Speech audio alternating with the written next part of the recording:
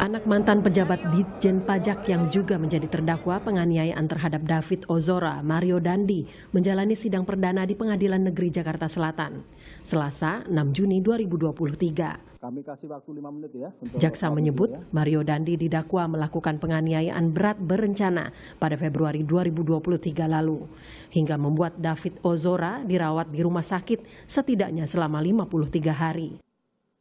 Pada hari Senin tanggal 20 Februari 2023 sekitar pukul 19.00 WIB atau setidak-tidaknya pada waktu tertentu dalam bulan Februari 2023 atau setidak-tidaknya pada waktu tertentu dalam tahun 2023 bertempat di perumahan Green Permata, Jalan Swadharaya, Kelurahan Uli Jami, Kecamatan Pesanggerahan, Jakarta Selatan atau setidak-tidaknya di suatu tempat tertentu yang masih termasuk dalam daerah hukum Pengadilan Negeri Jakarta Selatan berwenang untuk mengadili sebagai orang yang turut serta melakukan kejahatan penganiayaan dengan rencana terlebih dahulu yang mengakibatkan luka-luka berat yang dilakukan dengan cara-cara yang sebagaimana telah diuraikan dalam dakwaan primer di atas.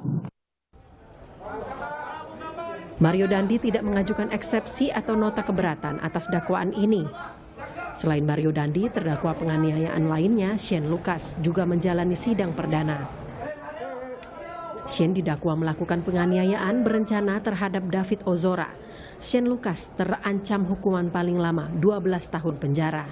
Dalam dakwaan, Shane Lucas disebut turut merencanakan penganiayaan berat bersama dengan Mario Dandi.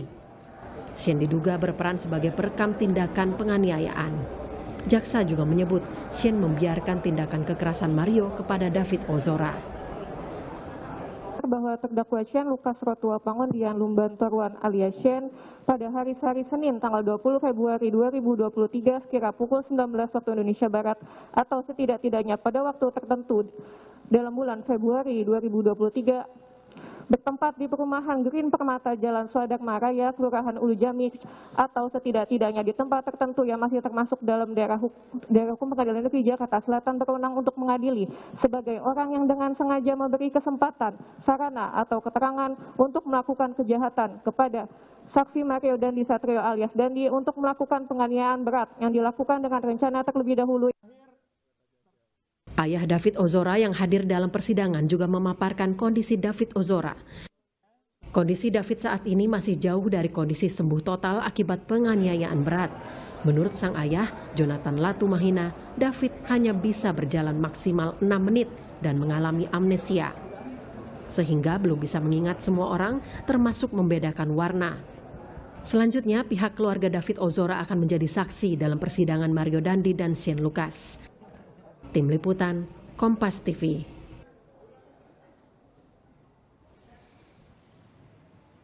Mario Dandi dan Shane Lucas telah didakwa melakukan penganiayaan berat berencana terhadap David Ozora. Jaksa penuntut umum menyebut terdakwa Shane Lucas terlibat dalam penganiayaan dan disebut membiarkan tindakan kekerasan terhadap David. Apa hukuman yang mengancam para terdakwa dan apa tanggapan dari keluarga David atas sidang perdana Mario dan Shane? Kami akan membahasnya bersama kuasa hukum dari David Ozora, ada Mas Unoto Dwi Yulianto, dan juga bergabung bersama kami ada pakar hukum pidana Bang Jamin Ginting. Selamat pagi Bang Jamin, selamat pagi Mas Unoto. Selamat pagi Bang Timothy. Dan semoga nanti bisa bergabung juga bersama kami dari tim pengacara lainnya yang terkait dalam kasus ini. Salah satunya yang kami coba hubungi namun masih belum mendapatkan tanggapan adalah dari tim penasihat hukum Mario Dandi secara khususnya, sehingga tidak akan bergabung bersama kami karena belum menanggapi undangan kami hingga saat ini. Saya ke Mas Noto, menanggapi dakwaan yang sudah dibacakan, apa tanggapan dari pihak keluarga, terutama juga apa poin yang dikatakan oleh ayah dari David bahwa ada sesuatu yang sangat krusial yang tidak terdapat dalam dakwaan ini, Mas Noto? Ya, pertama dari sisi dakwaan, tanggapan dari kami selaku kuasa hukum keluarga korban ya, secara umum dakwaan itu sudah cukup baik, lengkap dan terperinci ya, Mas Timothy. Namun ada beberapa catatan-catatan kita, ini juga yang menjadi catatan pihak keluarga khususnya ayah korban, bahwa ada hal-hal yang masih belum lengkap khususnya berkaitan dengan adanya ancaman tembak-menembak, karena ada beberapa kali ancaman menurut ayah korban, ada 3 kali yang bisa kami buktikan, baik itu melalui telepon dan juga melalui chat WhatsApp begitu, dari saudara Mario kepada korban. Nah, ancaman Ini tembak-menembak ancaman itu untuk menembak korban gitu maksudnya, Pak? iya, Oke. diancam untuk mengakui hal-hal yang memang tidak pernah terjadi. Nah, catatan berikutnya juga saya pikir masih ada hal-hal yang sebetulnya ini masih keterangan sepihak dari para pelaku terkait dengan adanya persetubuhan. Ini masih diulang-ulang juga, padahal di dalam perkara anak AG itu sudah terbukti tidak ada persetubuhan begitu ataupun pencabulan dari korban kepada anak AG, tapi ternyata masih juga digunakan. Itu yang kami sayangkan. Terkait dengan penerapan pasal, kami mengapresiasi penggunaan 355 ayat 1 dan 353 ayat 2 ya. Serta men-take down atau menghilangkan 351 dan 354. Sorry. Penggunaan 355 ayat 1 dan 353 ayat 2. Dihilangkannya 351 dan 354 itu kita mengapresiasi, tapi disayangkan juga masih ada undang-undang perlindungan anak dalam perkara ini gitu. Pasal 76 C jungto pasal 80. Nah, ini yang menurut kami sebetulnya tidak perlu, karena dalam perkara anak AG saja yang terbukti 355 ayat 1. Begitu kira-kira untuk sementara tanggapannya. Oke. Apa yang terkait dengan pasal 76C tersebut, apa dampak terhadap kasus ini yang Anda antisipasi? Ya, menurut kami pasal 76C ini satu, korbannya untuk anak dan pelakunya juga anak begitu ya. Nah, bahkan dalam perkara AG saja yang pelakunya anak AG itu yang terbukti 355 ayat 1. Bukan Undang-Undang Perlindungan Anak. Jadi untuk pelaku yang sudah dewasa seperti Mario dan Shane, ya saya pikir lebih tidak tepat lagi penggunaan pasal 76C ini di dalam Undang-Undang Perlindungan Anak. Jadi sebetulnya menurut kami sudah cukup 2 saja, 355 dan 353 begitu. Apakah karena dapat memperingan hukuman atau bagaimana? Iya, karena secara ancaman hukuman jelas di Undang-Undang Perlindungan Anak lebih ringan begitu. Karena di 355 kan ancamannya 12 tahun, 353 7 tahun gitu untuk luka berat. Oke, saya mau ke Bang Jamin. Mungkin terkait dengan hal tersebut, Bang Jamin, bagaimana analisa Anda? Apakah memang kalau dibuka di dalam dakwaan ada pasal lain yang terbuka selain pasal 355 yang tadi disambut positif oleh keluarga? Apakah ini memang membuka kemungkinan hukuman lebih ringan kalau memang akhirnya putusan berdasarkan pasal 76C bukan 355, atau bagaimana sebenarnya dalam perjalanan peradilannya nanti? Benarkah ini ruang untuk memberikan hukuman lebih ringan? Ya, makasih, selamat pagi dengan tidak mengasih hormat pada korban ya. Jadi dalam konteks surat dakwaan itu kan dibuat secara alternatif ya.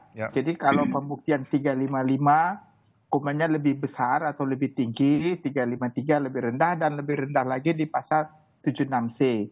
Tetapi kita harus perhatikan pasal-pasal ini adalah tindak pidana material, ya. Jadi tindak pidana material itu artinya yang dipidana itu bukan perbuatannya, tetapi akibat dari suatu perbuatan. Nah, akibat suatu perbuatan itulah yang akan menentukan apakah dia pakai 353, pakai 355 atau 76. Nah, selain itu harus dibuktikan juga tentang perencanaannya. Ada tidak perencanaan yang dilakukan dalam melakukan tindak pidana itu.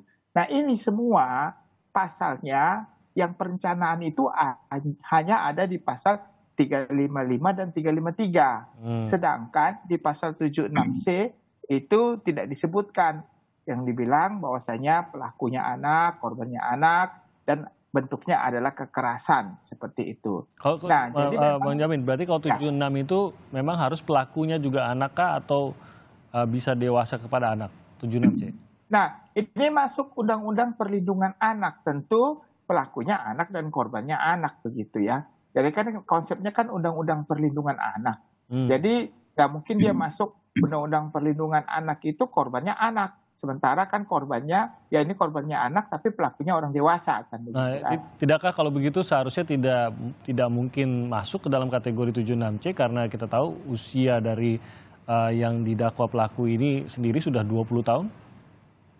Ya, nah dalam konteks ini bisa aja artinya pelakunya orang dewasa, korbannya anak. Tetapi kan itu kan konsep yang seperti ini sudah dipatahkan dengan putusan anak yang berhubungan dengan hukum AG ya. AG itu kan diputuskan dia dengan pasal 355 padahal kan dia anak, korbannya anak. Tapi konsepnya kan dia pasal 55 ya. Dia adalah penyerta dari suatu tindak pidana ini. Begitu. Nah, jadi ada sedikit perbedaan ini harusnya ya kalau menurut saya dipisahkan antara si Mario dan Lukas ya. Si Shane Lucas ini ya, Shane Lucas ini. Karena apa? Kalau kita lihat Shane Lucas, saya kurang sependapat dengan dia menyediakan sarana atau prasarana atau bersama-sama. Karena Shane Lucas ini kan dia cuma diajak lalu dia memvideokan begitu apa yang sedang dilakukan begitu. Jadi tidak ada niat kehendak aktif daripada orang ini untuk keinginannya tercapai seperti apa yang dimaksud oleh Mario. Bahkan Mario menurut saya itu seketika dia melakukan itu karena rasa emosi, tahulah gejolak ya. Nah itu bisa saja nanti menjadi pembelaan daripada penasihat hukumnya begitu. Makanya saya pikir Mario Shane ini harusnya pasalnya terpisah begitu. Jangan pakai pasal yang 355, tapi dia lebih cenderung 531 contohnya. Membiarkan orang dalam keadaan maut, bahaya, tapi dia punya kemampuan, tapi tidak menolong, begitu. Nah, harusnya seperti itu pasalnya, bukan pasal yang mempunyai keinginan untuk melakukan perbuatan itu. Nah, ini jadi harus dibedakan antara apa yang dilakukan dengan niatan untuk melakukannya, latar belakang untuk melakukannya itu, bisakah dibedakan dalam peradilan nanti? Bisa. Apalagi kalau Shane ini sudah kita ketahui dikenakan pasal, ya justru ada 3 dakwaan terhadap Shane ini. Ya itu kan baru dakwaan Mas Timothy ya. Artinya dakwaan jaksa biar aja dia membuktikan seperti apa yang mau didakwakannya. Tetapi kewajiban dari penasihat hukum, khususnya Mario dan juga Shane, harus membuktikan pertama, tadi sudah disebutkan, adanya perbuatan materialnya apakah Shane luka berat, sekarang atau tidak luka atau cacat tetap atau tidak cacat tetap. Yang kedua adalah apakah ada perencanaan atau tidak ada perencanaan melakukan tindak pidana tersebut. Nah itulah yang harus dibuktikan. Kalau makanya saya katakan ketuntutan Shane Lucas tadi, dia ada nggak niat bersama-sama berangkat bersama, menyiapkan alat sama-sama, mempunyai keinginan yang sama, atau dia cuma ada dalam posisi yang salah pada tempat yang salah dan waktu yang salah. Nah itu kan berbeda ya, itu artinya dia pasal pemidananya juga berbeda begitu Mas Tim. Nah mungkin menanggapi, sudah bergabung juga bersama kami pengacara dari Shane Lucas, ada Pak Happy Xiaoming. Selamat pagi Pak Happy. Selamat pagi Mas Timothy. Pagi Pak Happy, terima kasih sudah bergabung. Pak Happy, saya ingin tahu dulu tanggapan pasca pembacaan, kemarin kita sempat berbicara namun belum ada dakwaan. Pasca pembacaan dakwaan, tentunya ini berbeda dengan apa yang diinginkan, yang sudah Anda gambarkan kemarin. Bahkan Shane, kalau saya mungkin boleh dikoreksi, seingat saya pernah dikatakan juga Pak Happy bahwa seharusnya memang lepas dari semua dakwaan gitu. Tapi ya kita lihatlah dalam sidang kemarin akhirnya didakwa, ada 3 dakwaan terhadap Shane. Tanggapannya bagaimana Pak Happy? Ya, terima kasih. Kembali kami selaku tim, saya selaku koordinator tim PH Shane, setelah kami juga mendengarkan dakwaan kemarin, walaupun itu ya namanya dakwaan, itu adalah hak dan wewenang daripada kejaksaan, jaksa JPU. Tapi kami juga termasuk ya surprise juga ya, terkejut juga ya, yang didakwakan kepada klien kami pasal yang sudah sama-sama kita ketahui ya, pasal 355 ya, ada pasal kombinasi itu yang menurut kami juga ya itu kurang tepat ya, karena peran klien kami juga kembali kami katakan peran klien kami itu sebatas memvideokan. Ya, yang lebih tepat ya adalah yang lebih tepat. Ini kan bicara soal dakwaan ya. Nanti terbukti atau tidak kan itu berdasarkan fakta-fakta di persidangan yang akan terungkap.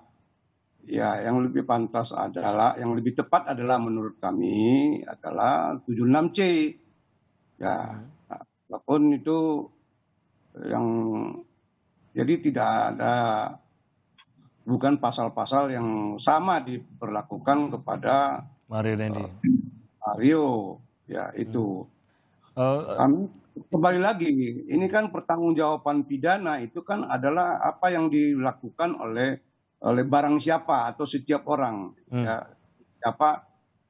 Jadi klien kami itu dia tidak ada ikut merencanakan, karena dia tiba-tiba aja dia ditelepon, dan juga sudah dia menolak beberapa kali, tapi dipaksa datang si Mario datang menjemput dia. Jadi dia di bawah tekanan, kembali kami katakan dia di bawah tekanan sosiologis dan psikologisnya dan keadaannya.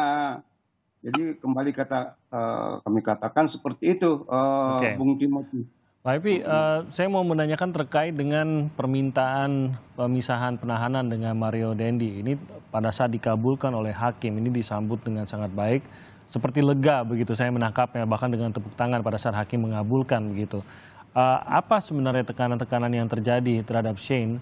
Khususnya mungkin apakah itu dari Mario Dendi kah atau ada pihak lain yang melakukan penekanan tersebut?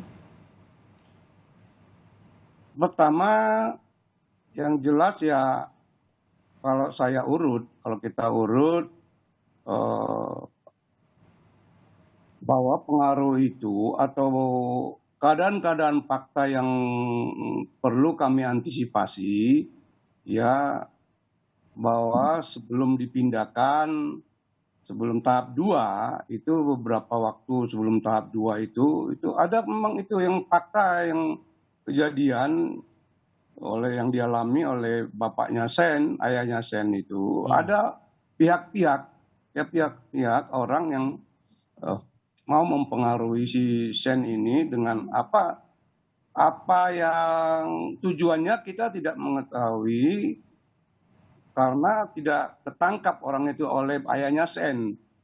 Jadi dia datang, orang ini datang ya waktu itu mau mengaku-ngaku, dia mengaku-ngaku dari satu lembaga ya, mau memberikan bantuan uang ya 1,5 juta dan handphone kepada Sen. Dia datang ke Tati, ke rumah tahanan dan titipan Polda, dan oleh Tati itu dikonfirmasi kepada Sen. Sen bilang itu saya nggak kenal orang itu, nggak kenal, dan dikembalikanlah itu benda yang mau, uang dan HP yang mau diserahkan itu. Dan saya salut kepada orang Tati itu, petugas Tati itu, dia nggak menerima itu, dan dia kembalikan orang itu. Itu dikembalikannya yang faktanya begini loh, yang datang besoknya lagi, yang datang itu orang lain. Tujuan yang sama. Maksudnya mengambil handphone itu kan dikembalikan nih handphone sama kan nggak mau terima. Yang datang itu bukan orang yang sama ya. Orang sama, orang yang lain lagi gitu loh. Tapi adakah Pak Happy, tekanan yang berasal dari Mario Dendi sendiri? Sampai harus diminta pemisahan tahanannya begitu. Ini kan kalau diminta agar tidak satu tahanan dengan Mario Dendi, dugaannya menjadi apakah memang ada entah intimidasi kah, entah ajakan apakah yang datang dari Mario Dendi sendiri sehingga Shane meminta untuk pindah tahanan? Jadi kembali lagi kan, kalau tekanan itu kan tidak mesti fisik, ya. Tekanan itu tidak ada fisik, tapi adalah psikis ya. Dan juga pengaruh. ya mindset ya pikirannya. Ya. Jadi klien kami ini seperti yang kami katakan itu adalah orang baik, gampang bergaul. Jadi dia itu apapun yang dibilang orang, yang dia kalau sudah berteman, dia akan menerima apa-apa yang disampaikan oleh siapapun itu. Apalagi dengan mereka digabung. Jadi saya selalu katakan kepada Sen, kamu dalam kondisi posisi sekarang ini, ya supaya kamu kan sudah berjanji, saya bilang dia sudah berjanji akan mengungkapkan kebenaran fakta-fakta yang sebenarnya di pengadilan. Kamu masih sama dengan Mario, ya masih sama. Terus apa? Ya Mario masih kami selalu berbincang soal ini, ya cuma dia fisik tidak. Tapi saya tidak akan mengungkapkan karena ini nanti itu sudah masuk pokok perkara itu, Bung Timothy. Oke. Ya, jadi kami sama.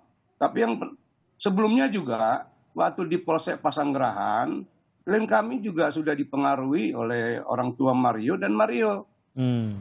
Ya, waktu itu dia mengatakan orang tua Mario dan Mario juga, orang tua Mario mengatakan kepada Mario bahwa Sen, kamu jangan mengungkapkan apa yang sebenarnya kesaksianmu karena nanti bapak saya bisa mengatasinya, ya istilahnya dia membereskannya gitu. Itu pernah dijanjikan oleh Mario gitu ya? Dikatakan oleh ayahnya Sen, ayahnya Mario kepada Mario pada saat itu masih di Polsek Pasanggerahan. Oke. Pasca ditangkap itu 1 hari pas ada ditangkap itu. Oke. Malam. Ini baru-baru setelah penangkapan. Oke, kita jeda sebentar dan kami akan kembali lagi melanjutkan perbincangan ini usai jeda. Tetap di Sapa Indonesia Pagi.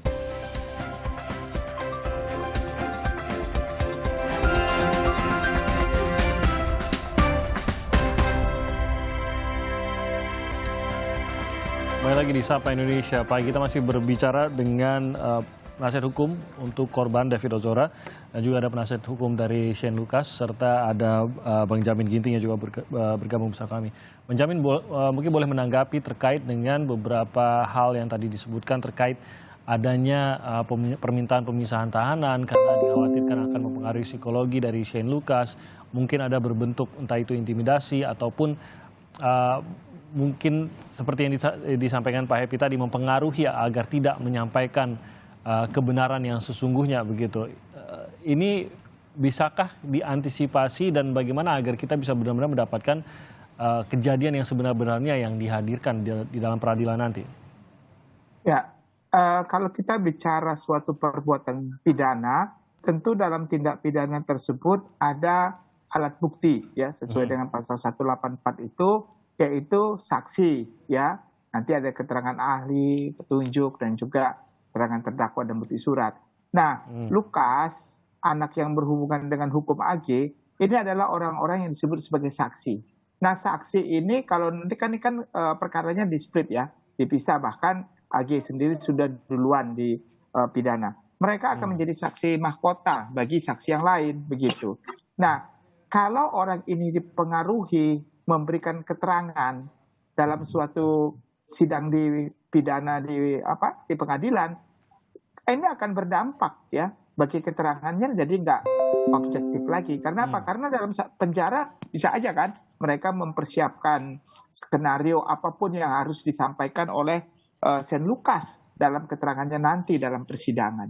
Nah, ini yang justru berbahaya. Saya kira sudah tepat apa yang dilakukan kuasa hukum Pak Happy dan teman-teman untuk memisahkan ini, karena nanti waktu dia menjadi saksi bagi Mario, Sen-nya jadi saksi, ini nggak objektif lagi kalau nanti ada tekanan. Dari awal aja sudah kelihatan, seperti Pak Happy yang sampaikan tadi kan, sudah ada upaya namanya ya untuk mempengaruhi, dan ini dilarang. Dan itulah maka saya katakan harusnya sudah pas untuk dipisahkan dan di-split ya persidangan masing-masing. Nah, ini yang harus dilihat. Nah, yang harus kita perhatikan terkait pasal tadi. Saya setuju Pak Happy. Jadi begini, pasal ini harus dibuktikan ada perencanaannya. Ya. Siapa yang melakukan perencanaan tersebut ya? Nah, kalau itu Mario dan AG kan sudah diputus juga.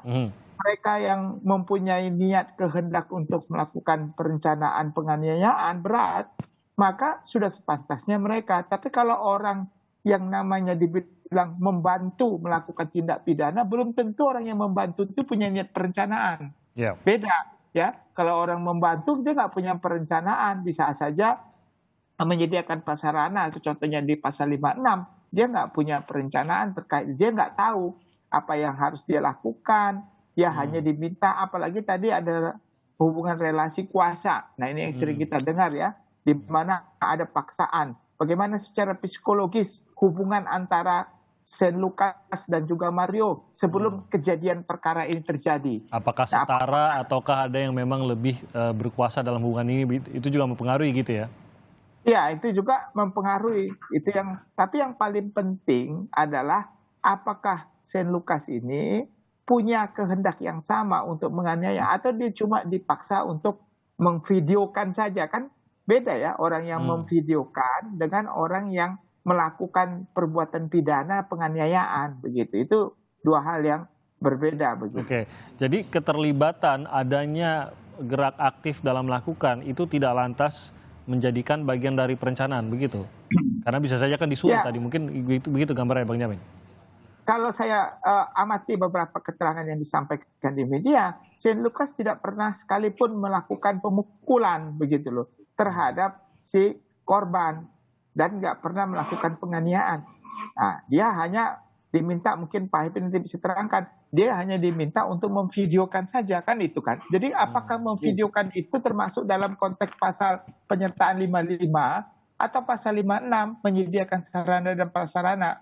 Nah, kalau lebih cenderungnya ke 56, tapi pun kalau 56, alat apa yang dia gunakan untuk menyediakan sarana sehingga pekerjaan itu lebih mudah dilakukan, ya, lebih gampang dilakukan ya. Apa medianya, apa sarannya yang dia sediakan. Nah ini harus dibuktikan di persidangan begitu, Mas Timothy. Nah, saya ke Mas Noto, tentunya kita ingin melihat semua orang ini mendapatkan keadilan termasuk sebesar apa, sekecil apa perannya begitu. Nah kalau dari korban sendiri, memang sayangnya korban David di sini belum bisa menceritakan apa yang ia ketahui terkait dengan kejadian pada malam tersebut. Tapi di sini apakah dipercaya bahwa memang Shane seharusnya tidak sama dengan Mario karena memang tidak menemukan ada niatan yang sama dengan Mario, tapi terlibat memang, tapi tidak dalam niatan yang sama dengan Mario Dandi? Mas Noto? Ya, saya pikir itu sah-sah saja dan haknya Bang Happy ya selaku kuasa hukum Shane untuk menggiring atau membuktikan bahwa yang terbukti pasal 76C atau bahkan yang terbukti sebagaimana tadi Bang Jamin sampaikan pasal 531 membiarkan adanya tindak pidana, silakan saja itu diupayakan. Tapi menurut kami yang jelas ini khusus untuk Shane ya, perencanaannya terbukti. Satu, diajak dari awal untuk mukulin korban. Ajakannya memang untuk memukuli gitu maksudnya ya? Iya, memukulin orang nih, siapa dialektikanya menolak dulu lah dan sebagainya, tapi intinya menyetujui. Di mobil juga disampaikan mau mukulin siapa, itu juga sudah terbukti. Kemudian ada pembagian tugas, pakai siapa yang memvideokan, yang mukulin siapa dan sebagainya begitu. Termasuk juga ketika security datang pada saat korban sedang diperintahkan untuk push up, security datang, dia berdiri, diminta oleh Shane untuk berdiri korban ini, sehingga itu bagian dari upaya eskalasi untuk melakukan penganiayaan, bahwa dia tidak memukul, ikut memukul, ya, tapi dia juga ikut memprovokasi begitu, free kick lah dan lain sebagainya. Termasuk juga tidak ikut berhenti memvideokan, bahkan menyerahkan handphonenya untuk melanjutkan video itu kepada anak korban AG. Nah, bahwa ini tidak terlibat secara aktif, tidak cocok dan lain sebagainya dikenakan pasal 55 atau 56 bahkan, ya itu nanti akan dibuktikan di pengadilan. Saya pikir nanti karena di dalam sidang anak AG itu tidak terbuka untuk umum. Nah, dalam sidang Mario dan Shane ini saya pikir akan mulai jelas ketika media juga bisa mengakses keterangan-keterangan para saksi secara langsung bahwa bagaimana peran masing-masing pihak. Ya, tentu ini dalam posisi masing-masing tentunya, khususnya dari keluarga korban maupun dari Shane. Pak Happy, mungkin Anda juga mau menanggapi apa yang dipercaya oleh Mas Noto tadi. Betul. Kembali lagi kami katakan bahwa saya mengikuti perkembangan perkara AG, ya, dan itu fakta-fakta yang terungkap pada persidangan itu nanti bisa juga berubah, ya, dalam fakta-fakta karena waktu itu adalah pasif. Saya mendapat informasi dari kuasa hukum dari AG bahwa waktu itu sangat cepat sekali persidangan itu, sehingga pengungkapan, maksudnya karena 15 hari yaitu mesti putus itu, jadi tidak ada cross examination. Jadi dalam suatu sidang peradilan pidana itu ada cross examination, ada pengungkapan fakta itu, ada hak jaksa, ada hak pengacara, ada hak penasihat hukum untuk mengungkap fakta-fakta itu. Ya, jadi kita nanti akan mengungkap dari ini kan ada 3 bagian ini. Jadi sebelum kejadiannya itu ada pra kejadian, saat kejadian, dan setelah kejadian. Jadi itu nanti akan kita ungkapkan dalam fakta-fakta persidangan. Dan apa yang dikatakan menjadi alat bukti itu adalah apa yang dikatakan di dalam persidangan. Sedangkan BAP itu adalah pedoman. Jadi BAP juga kalau dia bisa memberikan alasan kenapa keteranganmu seperti itu dahulu di persidangan ini seperti ini, kalau seseorang itu sebagai saksi bisa memberikan alasan bahwa keterangan yang sebenarnya adalah seperti ini, itu bisa menjadi alat bukti dan itu yang dipakai oleh majelis hakim dalam mempertimbangkan itu. Yang kedua, dia tidak ada yang mengatakan free kick tadi seperti yang dikatakan oleh Mas Noto tadi, Mas Dwi, itu yang mengatakan terbukti, faktanya itu yang terbukti, itu yang mengatakan free kick itu dan enak main bola ya, itu adalah si Mario. Dan itu juga sudah dikatakan oleh Mario dalam persidangan dan itu juga dalam BAP itu juga itu yang mengatakan itu adalah si Mario bukan Shane. Dan begini loh. Jadi ini saya bilang Shane ini takdirnya. Ya, takdirnya dia kalau dia tidak mau mengangkat handphone yang sudah berkali-kali yang terakhir dia di handphone itu dia untuk datang ke suatu tempat, diajak untuk hangout ke Lebak Bulus sebenarnya. Dia nggak tahu tempatnya.